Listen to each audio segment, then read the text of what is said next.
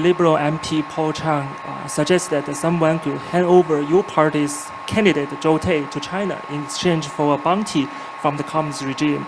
Many people saw that not only as a threat to Canadian citizens and political opponents, but also legitimizing foreign interference in our democracy.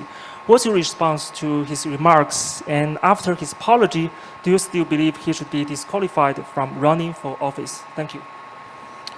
Yes, he must be disqualified.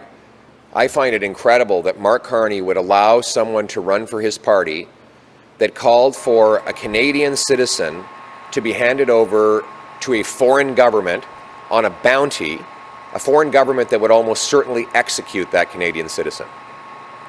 Think about that for a second. We have a Liberal MP saying that a Canadian citizen should be handed over to a foreign dictatorship to get a bounty so that that citizen could be murdered. And Mark Carney says he should stay on as a candidate.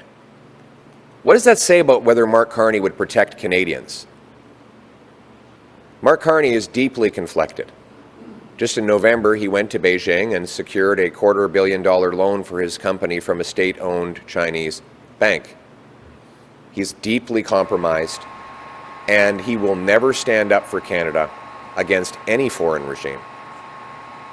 Is another reason why Mr. Carney must show us all his assets, all the money he owes, all the money that his companies owe to foreign hostile regimes.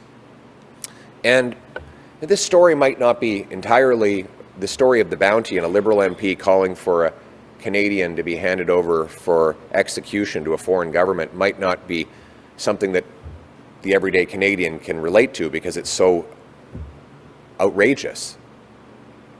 But I ask you this.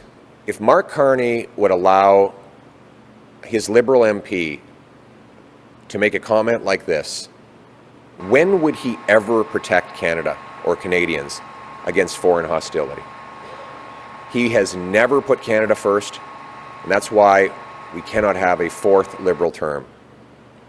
After the lost Liberal decade, our country is a playground for foreign interference. Our economy is weaker than ever before, our people more divided.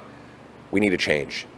To put Canada first with a new government that will stand up for the security and economy of our citizens and take back control of our destiny. Let's bring it home.